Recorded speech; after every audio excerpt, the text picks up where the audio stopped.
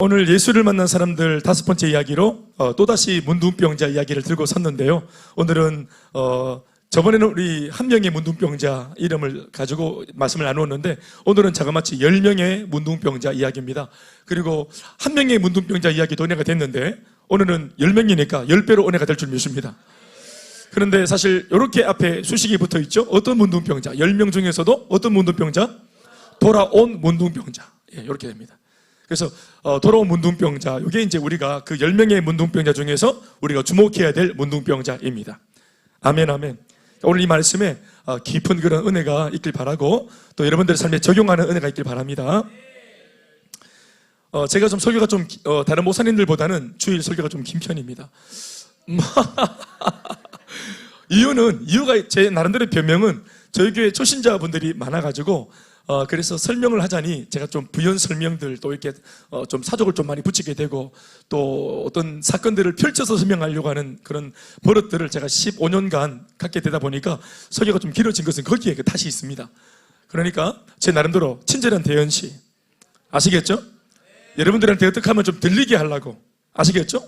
나는 안 느끼는데 저들끼리는 다 이해하고 있으면은 뭐 이질감을 느끼잖아. 교회 오신 지 얼마 안 된 분들은. 제가 옛날 전도가 됐다는 입장이기 때문에 제가 교회 와서 6년 동안 말씀이 안 들렸어요. 설교 시간에 앉아 있었는데 6년 동안 설교를 들어본 적이 없어요. 그래서 계속 잠이 오고, 그래서 되게 막 잠과 싸우는 시간이 설교 시간이었어요, 저는. 그래서 아무튼 옆에 있는 집사님들이 측은하니까 손에 사탕 지어주고 땅콩 지어주고, 그러면 더 자존심이 더 상해. 그런데 뭐 결과는 땅콩을 진짜로 또 졸고, 제가 그런 경험이 있기 때문에 귀에 여러분들이 가급적 말씀이 좀 들어오면 좀 좋겠다 해서 제가 제 경험을 바탕에 놓고 말씀을 전하고 있다는 점을 유념했으면 좋겠습니다. 오늘 본문의 배경이 이렇습니다. 예수님이 길을 가시다가 10명의 문둥병자 무리를 만났습니다.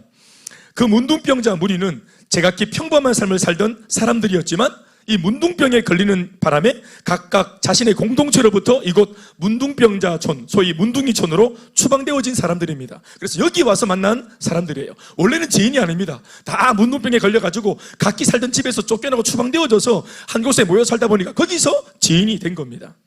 그 문둥병자촌이라는 10명의 문둥병자를 생각해 봤는데 셀인가 생각을 했습니다. 그 문둥병자촌이라는 곳의 위치가 정확하게 어딘지는 모르지만 오늘 본문을 보면 사마리아와 갈릴리 사이 위치하고 있다고 적고 있습니다. 이렇게 성경이 구태여 사람들의 이야기를 펼쳐가는 성경이 이렇게 그 사람들이 머물고 있는 지명들, 지역들, 이것을 소상히 밝힌 데에는 모두가 다 거기에 그 하나님의 의도가 있습니다. 그러니까 설교자 입장에서는 이 의미를 풀어서 여러분들에게 알려줘야 될 책임이 있겠죠. 자, 11절 말씀 읽어보시겠습니다. 한 목소리로 말씀을 다 읽어주세요. 자, 말씀을 자꾸 입에 담아야 말에 권세가 생깁니다. 스스로 말벌 없다고 힘들어하지 말고, 말벌이 생기려면은, 말본세가 생기려면은 말씀을 자꾸 입에 담아야 된다. 아시겠지? 자, 읽어주세요. 시작. 예수께서 예루살렘으로 가실 때에 사마리아와 갈릴리 사이에 지나가시더라. 다 자면합시다. 사마리아와 갈릴리라고 하는 두 동네 그 중간 사이를 지나가시다가 일어난 사건입니다. 사실은 제가 문둥이촌이라고 언급을 했지만 이곳은 사실 어떤 형태의 마을이라기보다는 사마리아와 갈릴리 두 지역 사이 행적이 드문 어느 지점 정도이지 그 어떤 주거 형태를 갖춘 타운이 아니에요. 아무튼 이런 곳에 문둥이촌이 형성된 배경은 성경의 배경인데, 우리나라처럼 이스라엘은 반으로 갈라져 있어요. 네, 예수님이 있었던 당시로부터 700년 전에, 그러니까 BC 700년경에 이 하나의 그 이스라엘이 두토막에 나가지고 갈라집니다. 이렇게 갈라집니다. 한 1000년 전이죠. 1000년 전쯤에 갈라집니다. 그러니까 솔로몬 아들 르호보암이라는 왕 그 시대에 이게 갈라져요. 쿠데타를 일으키는.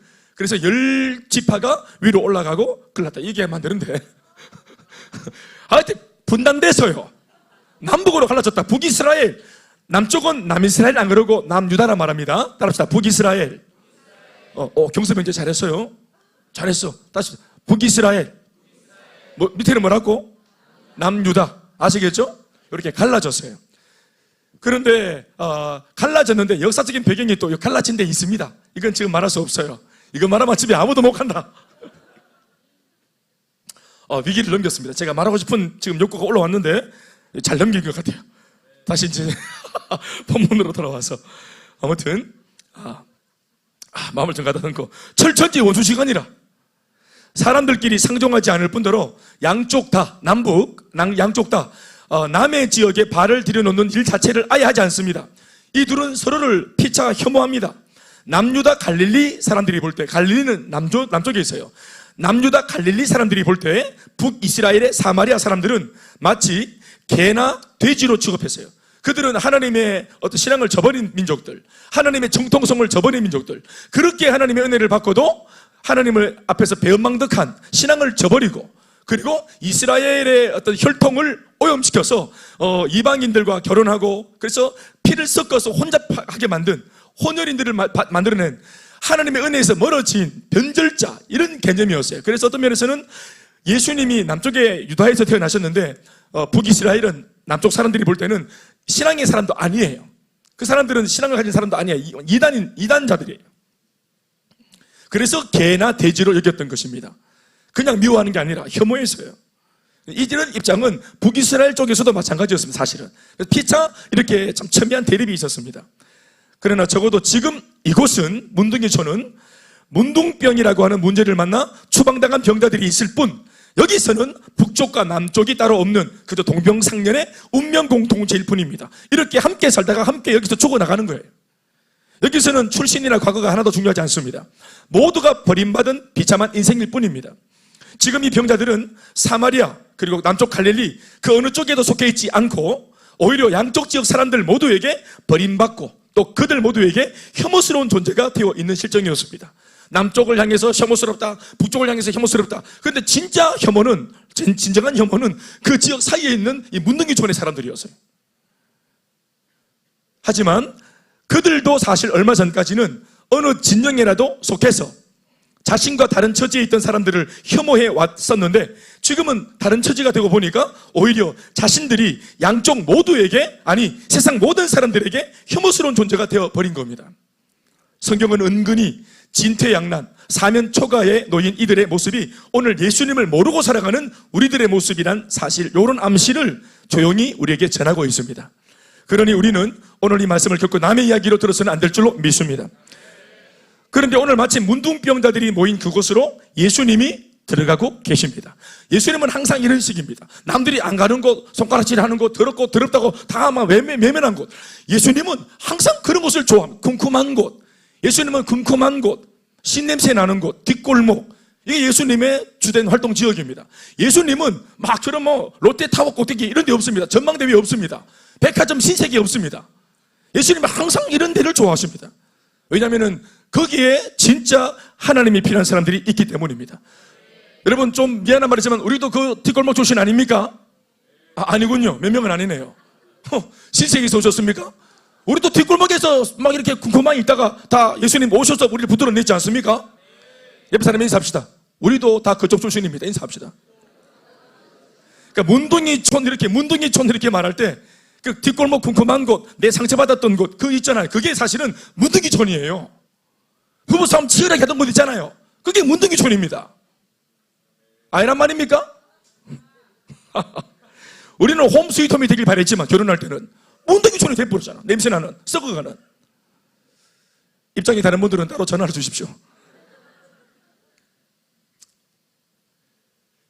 예수님께서 이 지역과 이들의 상황을 모르실 리 없는데 이 모든 것을 아시면서도 일부러 그들의 문제 속으로 직접 들어가고 계십니다. 예수님이 항상 그렇죠. 아멘, 아멘. 그래서 감사합니다. 산 사람을 죽은 사람으로 여겨서 내다버린 이 공동묘지촌 안에 생명의 등불이신 예수님께서 들어서고 계신 이 장면은 참으로 새로운 소망을 기대하게 만드는 은혜로운 장면이 아닐 수 없습니다. 11절 한 절만 읽어도 예수께서 사마리아와 갈릴리 사이 문둥이촌, 버려진 사람들의 마을로 지금 들어가신다, 지나가신다. 이것 자체, 이 보도 자체가 이미 참 감격을 줍니다. 아멘, 아멘. 마침 그 마을 초입에서 예수님을 먼저 알아본 사람은 10명의 문둥병자 무리였습니다. 나중에 보시면 알겠지만 사실 이 10명의 무리 안에만 해도 좀 전에 언급했던 바대로 사마리아 출신과 갈릴리 출신이 함께 뒤섞여 있었는데 10명 안에도 이런 모습은 유일하게 이 동네에서만 볼 수 있는 진풍경이었습니다. 아까도 말했지만 그들은 섞이지 않으니까 문둥이촌에서만 남쪽 북쪽 사람들이 섞입니다. 이런 그들의 모습 속에서 깨닫게 되는 거 하나 있는데, 한계를 넘어서는 큰 문제 속에 있을 때 사람들은 비로소 전통과 제도와 편견에서 벗어나서 자연인 상태가 된다는 사실입니다. 지난주도 말씀을 드렸지만 잘 살아가다가 뭐 잘난 놈 못난 놈 뭐 꼰보 째보 다 나눠져 있는데, 그러나 병을 받아가지고 걸려가지고 병원실에 입원해서 환자복을 입고 보면은 다 똑같습니다. 사회에서 뭐 했던 사람인지 상관없이 다 똑같은 환자복을 입고 있습니다. 어쩌면 이런 상태야말로 하나님을 만나기 가장 좋은 환경일지 모른다고 생각합니다. 아멘이십니까? 심령이 가난해야 천국을 간절히 필요로 할 수 있기 때문에 그렇습니다. 그래서 마태복음 5장 3절 말씀에 심령이 가난한 자는 안 됐다, 불쌍하다가 아니라 심령이 가난하게 되어진 사람들은 복이 있나니 천국이 저들의 것입니다. 돌아보면 우리도 마찬가지죠. 잘 나갈 때 예수가 필요했습니까? 우리 잘 나가고 행복할 때, 떵떵거리고 살 때, 신나게 재미나게 살 때 교회가 궁금했습니까? 아니죠. 그러니 우리가 잠시 환난이 오고 역경이 와서 좀 힘들어져서 마음이 가난해져서 그런 가운데 있을 때 누군가가 생명의 복음을 전해주는 바람에 그래도 우리 같은 사람이 복음으로 나오지 않았습니까? 갈릴리 출신이라고 떠버리지도 않고 사마리아인이라고 주눅들 것도 없는 상태가 된 겁니다. 이곳에서는 그저 모두가 가련한 인생일 뿐입니다. 모두가 주님이 필요한 절박함에 있는 상황입니다. 어쩌면 이 동네가 오늘 우리가 살고 있는 이 시대의 우리 동네, 우리의 모습과 닮아 있다는 생각을 합니다. 우리끼리는 내가 너보다는 갑이네, 을이네 하지만 결국 우리 모두는 하나님의 도움이 절실히 필요한 가련한 인생으로 본질상 동병상련의 연약한 존재들 아니겠습니까? 동의하십니까? 옆에 사람 다 인사합시다. 먼저 니나 내나 똑같습니다. 인사합시다. 여기도 보면 좀 더 예쁜 분도 계시고 덜 예쁜 분도 계시고, 미안합니다. 예쁜 분도 계시고 더 예쁜 분도 계시고, 그런 차이죠. 그런데 진짜로 우리의 본질상 우리의 모습은 예쁜 죄인, 더 예쁜 죄인, 요한이 알통 많은 죄인, 공부 열심히 해서 서울대 출신인 죄인, 우리 다 죄인입니다. 예? 오늘 BMW 타고 온 죄인, 걸어서 온 죄인. 세상은 이것으로 뭐 좋은 사람 나쁜 사람 구분하지만 성경이 보는 인간론은 한 가지입니다. 인간은 하나님이 없는 죄인이에요. 다시 본문을 보시면 예수님을 먼저 발견한 병자들이 먼 발치에서 주님의 이름을 애가 타게 부르기 시작합니다. 12절 13절 읽어주세요. 시작. 한 마을에 들어가시니 나병 환자가 10명이 예수를 만나 멀리 서서 소리를 높여 이르되 예수 선생님이여 우리를 불쌍히 여기소서 하거늘. 그들이 예수님께 요구한 것은 자신들을 불쌍히 여겨달라는 것이었습니다. 고백을 들어보면 이들은 당시 예수님이 메시아라는 사실을 이미 어느 정도 알고 있었던 것으로 보이는 태도를 취합니다. 당연하죠. 얼마나 무수한 소문이 퍼져서 우리가 이때까지 봤던 문둥병자, 중풍병자, 또 혈루병 걸린 여인들 공통점이 뭐였어요? 소문 듣고 풍문을 듣고 다 봤죠. 그러니까 이들의 마을에도 틀림없이 예수님에 대한 소식이 복음처럼 전해졌고 그들은 알고 있었을 것이라고 생각을 합니다. 그러나 단 하나, 아무리 예수님의 존재를 어느 정도 알았다고 하지만 그 자신 스스로는 그분 앞에 직접 나설 수 없다는 것도 알고 있는 듯 합니다. 왜냐하면 자신들은 병자요, 죄인이라고 그렇게 확진되어지고 규명되어져서 쫓겨나는 입장이기 때문에 그렇습니다. 예수님이 계셔도, 메시아가 계셔도 적어도 자기들은 그분 가까이 갈 수 없는 입장이라는 것을 그들은 알고 있어요. 예수님이 누군지도 알고 있고 자기가 어떤 입장인지도 알고 있는 것 같아요. 그러니 예수님께 가까이 가지는 못한 채 소리만 질러댔던 것입니다. 사실 이런 모습은 비매너고 예의가 없는 모습입니다. 정말로 도움이 필요하다면 그렇게 해서는 안 되죠. 앞서서 봤던 혈루병 여인처럼, 중풍병자처럼 재봉을 뚫든지 사람들 사이에 들어와서 옷자락이라도 잡든지 지가 할 몫이 있는 거 아니겠어요? 그런데 자신이 없으니까 멀리 서가지고 예수님 하면서 이렇게 하는 거 얼마나 비매너입니까? 만약 성도들이 이렇게 손을 들면서 목사님 좀 저를 위해서 기도해 주시든지 좀 해보이소 이러면은 안 갈 겁니다. 저는 목욕실에 와가지고 이렇게 비타 500 설교 사들고 와가지고 이렇게 정중하게 이렇게 기도를 하고 이렇게 할렐루야 비타 500이 왜 나왔는지 모르겠네. 죄송합니다. 찾아와야지. 민구스러워도 찾아와야지. 민구스러워도 찾아오는 과정에서 믿음이 생기는 거 아니겠어요? 멀리서 가지고 얼마나 버릇이 없어요. 네? 그러나 예의나 매너는 모르겠고 일단 자신들은 안 되더라도 혹시 그 메시아께서 우리를 불쌍히 여겨주시고 찾아주신다면 상황은 달라질 수 있겠다고 생각했기 때문에 나름은 자신의 최선을 다한 것으로 보여집니다. 그런데 놀랍게도 예수님이 그 외침에 적극적으로 반응을 해주셨고 그 불가능해 보이던 그 낮은 확률의 상황이 오늘 이루어져서 그들은 주님으로부터 명확한 솔루션을 듣게 되어집니다. 14절 다 같이 읽어보시면 이렇게 말합니다. 가서 제사장들에게 너희 몸을 보이라. 전문을 읽어보면 시작. 보시고 이르시되 가서 제사장들에게 너희 몸을 보이라 하셨더니 그들이 가다가 깨끗함을 받은지라. 아멘 합시다. 문둥병은 회복이 거의 불가능한 질병이라고 말씀을 드린 적이 있습니다. 실제로 그렇습니다. 그러나 진짜 어쩌다가 한두 사람에게 회복의 기미가 보인다면 그들은 꼭 이전의 공동체로 복귀하기 위한 절차로 제사장을 찾아가서 자신의 회복된 몸을 보이고 검증을 받아서 다시 복귀할 수 있었던 것입니다. 그러나 확실히 해야 되는 것은 제사장에게 가서 보일 정도의 몸 상태라는 것은 확실한 회복의 증상이 나타난 몸을 두고 하는 말이지 여전히 문둥병에 사로잡혀 있는 병든 몸이 아니에요. 이런 것을 가지고 장난치면 정말 큰일 납니다. 거짓으로 밝혀지면 직결 심판을 받아 그 자리에서 돌에 맞아 죽임을 당할 수도 있는 엄청난 사건이 될 수 있는 것입니다. 그런데 예수님의 말씀은 가서 제사장에게 너희 몸을 보이라는 것입니다. 낫게 해주고 하는 말씀이 아니고 그냥 요청했더니 그러면 너희들이 원하는 대로 내가 말을 해줄 테니까 너희들 지금 당장 돌아서서 제사장한테 가서 너희 몸을 보여라 라고 말씀을 주셨어요. 회복된 몸이 아니고 그냥 지금의 병든 몸을 그대로 가지고 가서 제사장한테 보여주라고 말한 겁니다. 이리 와서 기도받고 지금부터 회복해서 가보라 하는 게 아니에요. 그냥 지금 당장 문제 그대로의 그 몸을 가지고 가서 마치 다 나은 것처럼 자신들의 몸을 제사장들한테 보여주라는 것입니다. 사랑하는 여러분, 문제 앞에서 예수님의 방식, 하나님의 방식, 신앙의 방식은 어떤 것인지를 우리는 이런 대목에서 배워야 합니다. 문제 앞에서 우리가 가져야 될 우리의 태도와 자세. 문제 앞에 기도했다면 또 그렇게 기도해서 주님으로부터 오는 말씀을 들었다면 아직 풀리지 않은 자신의 여건을 보지 말고 있는 모습 그대로 그 현장으로 나가보는 이런 예수님의 방식, 신앙의 방식을 습득할 수 있기를 바랍니다. 주일날 말씀을 들었습니다. 여전히 토요일날, 금요일날 내가 멈추고 왔던 직장 상황은 그대로입니다.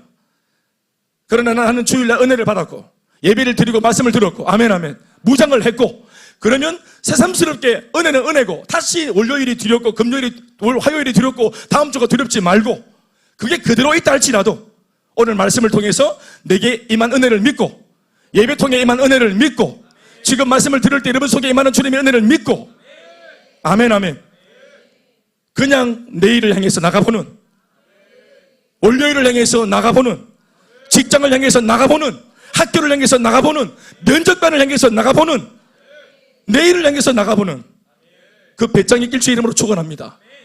골리앗 앞에 다윗은 물맷돌을 들고 나갔습니다. 만군의 주 여호와의 이름이 그렇게 할 수 있는 담력을 일으켰습니다. 아멘이십니까? 태생적인 용기가 아닙니다. 태생적으로 태어날 때부터 선천적으로 가진 어떤 그런 자신의 성향이 아니에요. ENFP가 아닙니다.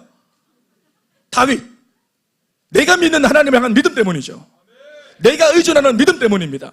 과거의 사자를 잡고 곰을 잡게 만들어주셨던 이겼던 그 승리의 경험들 하나님께서 함께 하시면 두려울 게 없다는 사실을 경험했던 그 신앙의 경험들 과거의 승리의 경험을 오늘에 적용시키니까 돌 들고 3m 골리앗 앞으로 나가는 거 아니겠어요?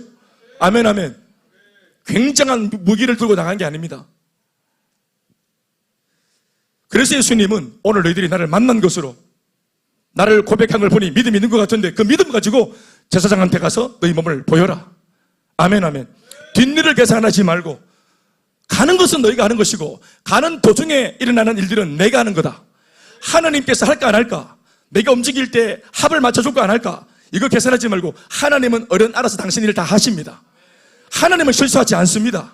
아멘 아멘.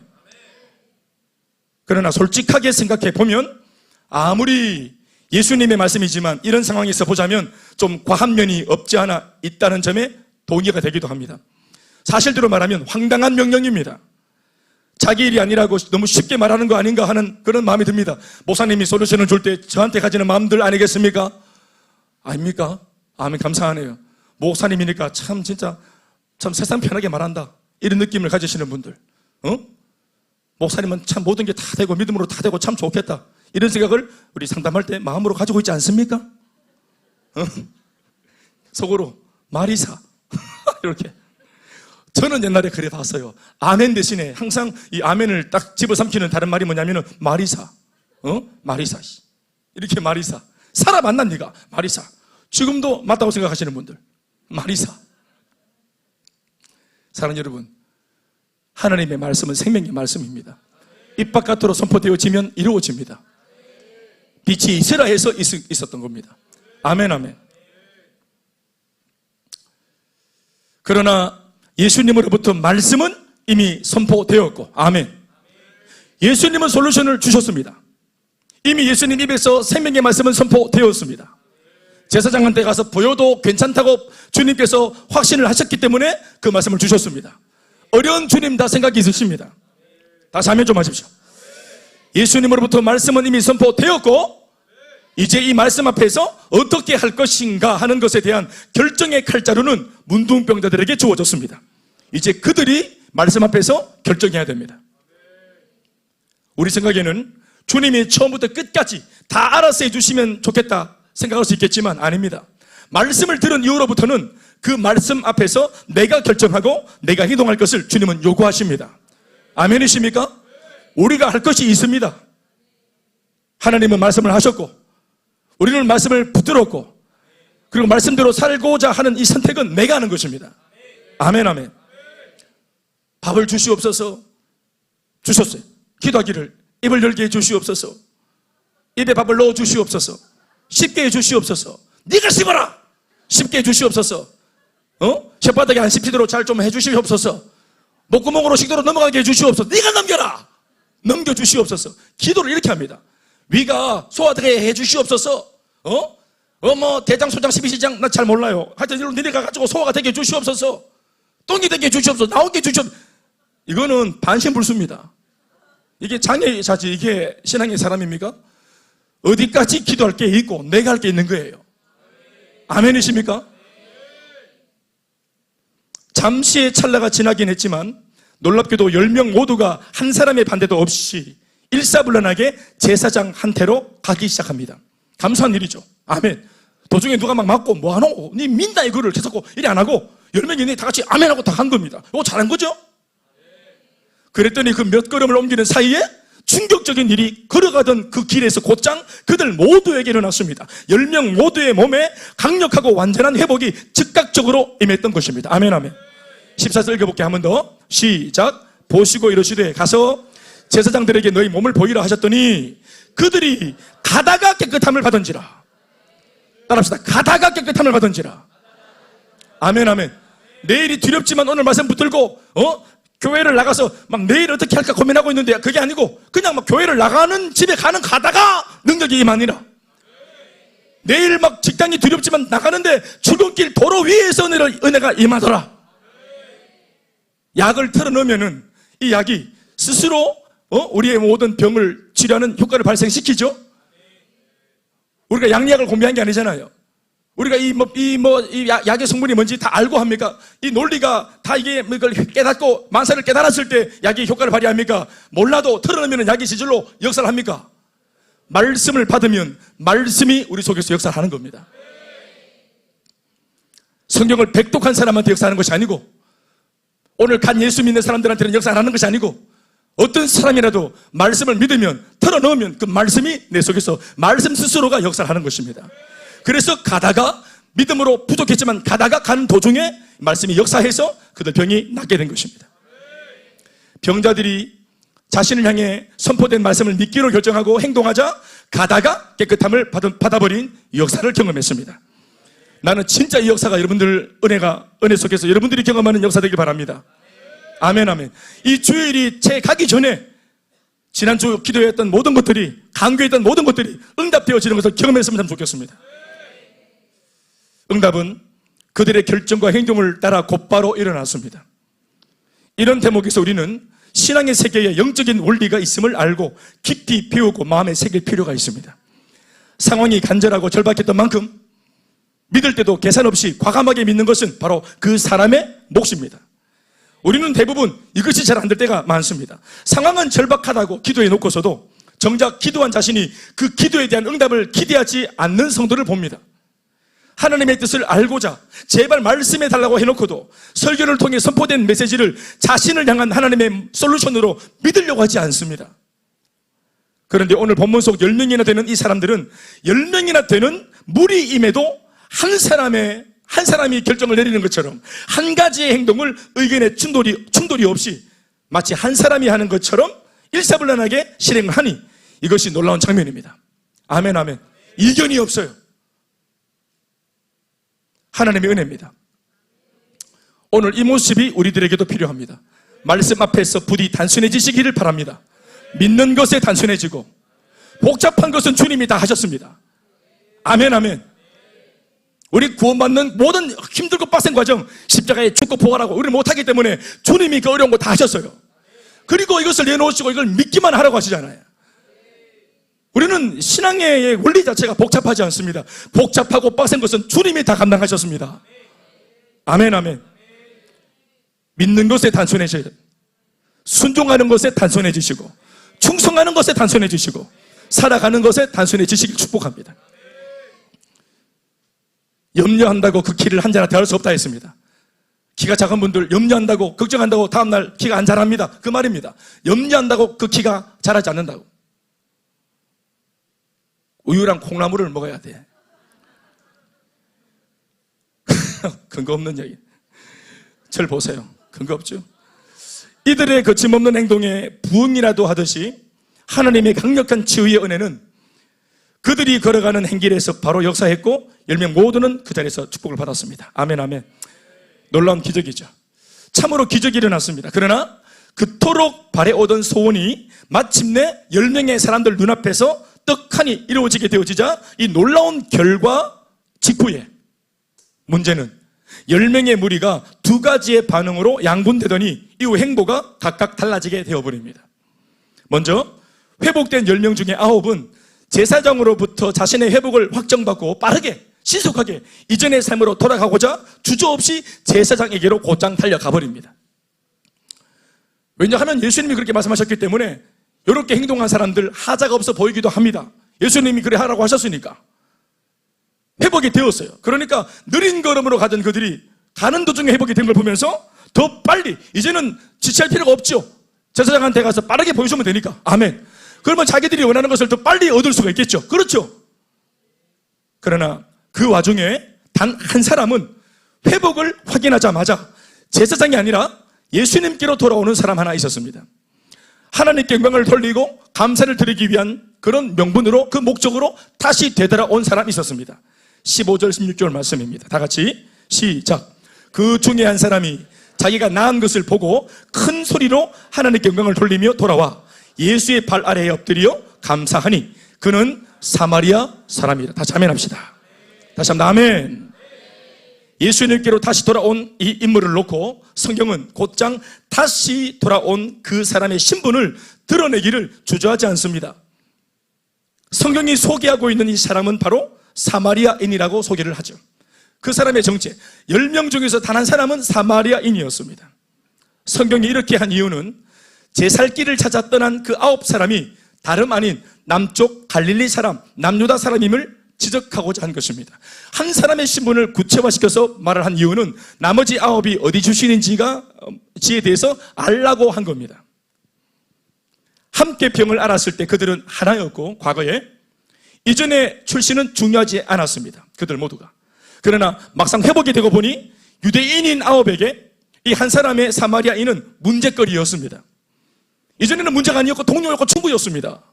그런데 회복이 되고 보고 정상으로 돌아오고 보니까 이 우리와 다른 출신의 사마리아인이 새삼스럽게 갑자기 문제가 되고 뭔가 이게 마음에 안 들어요. 그와 함께 제사장에게 갈 수는 없는 노릇이었습니다. 이방인과 상종했다는 것을 알면 이것은 또 다른 추방의 이유거리가 되기 때문에 그렇습니다. 결론적으로 말하면 9이 하나를 버린 겁니다. 그 남은 사마리아인은 이방인으로서 제사장에게 갈 수 없음을 잘 알기에 예수님밖에 없었던 겁니다. 그런데 이것이 사마리아인에게는 또 다른 기회, 더 좋은 기회가 되었습니다. 다시 아멘 합시다. 이 기특한 사마리아인을 향해 예수님은 몸 낫는 정도의 은혜 말고 그것 위에 있는 진짜 축복을 그에게 쏟아붓기 시작합니다. 아멘 아멘. 17절에서 19절 말씀 읽어보시겠습니다. 우리가 주목해야 될 오늘 본문의 백미입니다. 시작. 예수께서 대답하여 이르시되 10사람이 다 깨끗함을 받지 아니하였느냐? 그 9은 어디 있느냐? 자, 희한하죠. 예수님 다 가락해놓고 알고 보니까 돌아와서 보니까 예수님 서 계시죠? 예수님 정말 뒤끝 있는 분이시면 사실은 오라고 딱 이렇게 은혜를 받았으면 와야지. 내 볼기다. 제사장한테 가는지 내한테 오는지 볼기다. 예수님 뒤끝 있으시죠? 이 사마리아가 돌아왔을 때 예수님 서 계신 걸 보고서 간담을 쓸어 내렸습니다. 계시네. 먹고 튀었으면 큰일 날 뻔했네. 18절 시작. 이 이방인 외에는 하나님께 영광을 돌리러 돌아온 자가 없느냐 하시고 19절 그에게 이르시되 일어나 가라 네 믿음이 너를 구원하였느니라 하신. 다시 아멘 합시다. 따라합시다. 가라 내 믿음이 너를 구원하였느니라. 아멘. 예수님이 감사를 고백하러 돌아온 그 사마리아인에게 주신 축복은 네 믿음이 너를 구원했다 하는 말씀이었어요. 그는 구원을 받았습니다. 사마리아인은 오늘 예수님 앞에 돌아와서 뭘 받았습니까? 구원을 받았습니다. 치유가 아닙니다. 내 몸이 병들어서 사는데 불필요한 것들, 불편한 것들, 빡센 것들, 이 문제, 고통, 시련 이런 정도를 회복받은 것이 아닙니다. 구원을 받았습니다. 구원이 뭡니까? 생명입니다. 영원한 생명. 병 낫는 회복보다 더 큰 축복은 구원의 복입니다. 믿습니까? 예수님을 향한 감사가 이 위대한 축복을 불러온 것입니다. 앞서 언급했던 이 그 9이 예수님께 얻은 것은 단지 병이 낫는 육신의 축복 정도에 불과했지만 회복 이후 이 모든 것으로 가장 먼저 예수님께 영광을 돌리러 돌아온 이 사마리아인은 육신의 축복 위에 그보다 더 큰 위대한 영혼 축복의 영혼 구원의 축복을 더해서 받았습니다. 믿습니까? 병이 나아도 우리 알잖아요. 이 병이 나아도 결국 때가 되면 사람은 반드시 죽어 이 땅을 떠나야 합니다. 보다 더 궁극적인 문제, 죽음이란 문제, 죽음 이후의 문제라는 것에 반드시 모든 사람들은 거기에 반드시 서게 됩니다. 히브리서 9장 27절 말씀에 이르기를 한 번 죽는 것은 사람에게 어떤 사람이라도 한 번 죽는 것은 사람에게 정해진 것이요 죽음으로 끝나는 게 아니고 그 죽음 후에는 심판이 있다고 해서요. 그러니 우리 몸이 회복되는 것보다 더 중요한 것은 우리 영혼의 구원입니다. 진짜 복은 영혼이 잘 되는 것입니다. 예수 믿고 내 불편함이 좀 나아지는 것을 복이라 여기지 말고 이 주님과의 더 깊은 관계 속으로 들어가서 영혼의 구원과 범사와 강건의 복을 누리는 축복이 우리에게 있길 바랍니다. 사랑하는 여러분, 우리도 마찬가지입니다. 어제까지 받은 정도의 은혜로 멈추지 마십시오. 주님 앞으로 계속 나아가서 얼굴을 보이시고 마음을 보여드리셔서 우리가 주님을 얼마나 사랑하고 있는지를 알려드리고 우리가 받은 이 은혜 때문에 주님께 우리가 얼마나 감사하고 있는지를 알려드리는 성도가 되어야 합니다. 감사를 가슴에 새겨야 합니다. 어쩌면 신앙생활의 진정한 동력은 감사가 아닌가 생각을 합니다. 성도로 하여금 예의가 있게 만드는 힘, 감사입니다. 시험에서 이기게 하는 힘, 내가 이 시험에서 이겨야지. 이 정도 고난, 예수를 믿어도 고난을 온다고 했는데 이 시련을 만났을 때 도망가지 말고 무너지지 말고 넘어설 힘, 돌파할 힘, 아멘 아멘. 그 힘이 어디서 옵니까? 지난날 내가 주님께 받은 은혜에 대한 감사에서 오는 겁니다. 저항력이, 아멘이십니까? 내 받은 은혜를 기억해서라도 나 무너지지 않겠다, 뒤돌아서지 않겠다. 성도를 사랑하는 힘, 감사에서 나오는 겁니다. 아멘 아멘. 문제 속에서는 다 모두가 동명상련의 하나 한 덩어리였는데, 공구초였는데 회복이 되어지고 먹고 살만해지고 눈이 좀 돌아오니까 갑자기 사람들이 눈에 보이는 기라. 교회 올 때 사람 보고 온 게 아니잖아. 우리가 다 교회 올 때 주님 바라보고 회복되기 위해 자기 문제 때문에 와놓고는 이게 회복되고 치고 나서 감사하다고 말하고 나서는 그 다음부터는 교회가 눈에 보이고 교회 조명이 눈에 보이고 목사님 머리가 눈에 보이고 가발아이가 성도들 또 화장이 진하네 이렇게 사고 막 여기 또 뭐 가발아이가 이거 이렇게 사고 이거 뭐 코를 세웠네 뭐 눈을 쌍꺼풀 수술했네 사고. 왜 사람이 눈에 들어오노? 사랑하는 여러분, 이거 정말 우리한테 심각한 문제 아니겠습니까? 왜 예수님을 바라보던 우리의 시선이 왜 은혜를 받고 난 뒤에 다른 데로 가버렸어요? 여러분, 여전히 주님께 고정을 하십시오. 여전히 은혜에 고정을 하십시오. 우리 모든 성도들은 동명상련의 동지입니다. 어제도 동역자지만 오늘도 동역자예요. 병을 앓고 있었을 때 하나였던 그들은 회복되고 난 뒤에도 같은 간증을 가진 한 사람이 되어야죠. 가족을 용서하는 힘, 못마땅한 내 가족을 용서하는 힘, 하나님 앞에 받은 은혜에 대한 감사에서 나오는 겁니다. 복음을 전하고 선교하는 힘, 감사에서 나오는 것입니다. 말씀 뵙겠습니다. 제사장에게로 간 아홉과 예수님께로 돌아온 한 사람, 어쩌면 오늘의 교회에는 이 두 부류의 성도들이 있다는 깨달음을 저는 얻었습니다. 아홉을 보십시오. 은혜를 받고 살만해지니까 갑자기 태도를 바꾸고는 사람을 구분하고, 갑자기 사마리아인을 색출하고, 우리는 너와 달라. 어디 출신이야? 한 교회에 있다고 다 똑같은 줄 알아? 이걸 말은 하지 않지만 은근슬쩍 그렇게 뉘앙스를 풍기는 사람도 교회에는 많이 있습니다.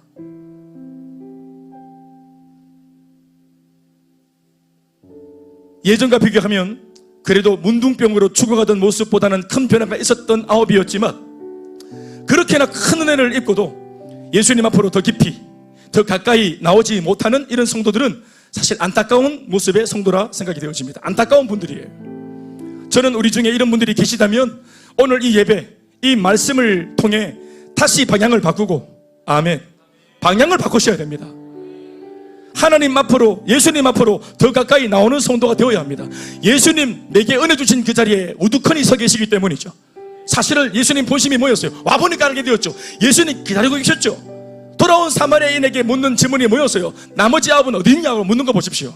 사실은 모두가 다 은혜를 받고 먹튀하지 말고 다시 주님께 시선을 맞추기를 주님이 바랬어요. 애초에 자기 문제 때문에 주님을 바라봤던 그 간절함의 눈빛과 같이 이제는 은혜 받고 난 뒤에는 감사와 사랑의 존경의 눈빛으로 당신을 바라봐 주기를 주님 바라시는 겁니다. 더불어 또 다른 부류의 성도인, 감사를 알고 영광을 돌릴 줄 아는 이 한 사람과 같은 부류의 성도들을 주목해 보십시오. 결국 사람을 살리고 일꾼을 세우고 교회를 세우고, 아멘, 하나님 나라를 든든히 세워가는 사명은 이와 같이 은혜와 감사를 아는, 뭘 좀 아는 성도들을 통해서 하나님이 이루어 가시는 겁니다. 아울렛이 누가 갑니까? 감사를 아는 사람. 단기 선교 누가 갑니까? 답은 감사를 아는 사람. 이게 답입니다. 다시, 아울렛이 누가 갑니까? 이거는 다시 하겠습니다. 아울렛이 누가 갑니까? 단기 선교 누가 갑니까? 셀리더 누가 합니까? 셀 교사는 누가 합니까? 행복 모임은 누가 합니까? 헌금은 누가 합니까? 헌신은 누가 합니까? 사람을 돌보고 신방하고 다른 사람들의 어려움을 영적인 감수성으로 공감하고 자기 몸을 집행하고 시간을 집행하고 내 유익을 집행해서 물질을 집행해서 그들에게도 하나님의 안식이 머물기를 바라는 마음으로 내게 임한 이 안식을 그들에게 집행함으로 나는 좀 불편해져도 그들을 위해서 내가 한번 썩어져 보겠다, 헌신해 보겠다 하는 이런 헌신의 동력이 어디서 옵니까? 감사합니다. 하나님께 시선을 맞추고 다시 돌아와서 하나님께 감격하며 내가 너무 감사하기 때문에 주님 이제는 주시옵소서가 아니라 주님 내가 주님을 위해서 뭘 할 수 있을까요? 내가 하나님께서 원하시는 저 사람들을 살리는 일에 내가 어떻게 쓰임받을 수 있을까요? 라고 말하며 눈을 맞추는 사람, 돌아온 사람, 이런 사람들을 들어 하나님이 당신의 일을 하시는 겁니다. 감사를 알고 은혜를 아는 성도들이 집을 지키는 겁니다. 자신의 야망을 쫓아 탈환하지 말고 비전을 지키고 사명을 지키는 성도, 심지어 그 비전과 사명을 다음 세대에까지 전수해주는 성도, 우리 교회가 그런 교회가 되길 바랍니다. 인사하시겠습니다. 돌아가는 성도, 감사하는 성도, 붙들려 쓰임받는 성도가 됩시다. 여러분, 하나님께 감사할 제목들이 많으시죠?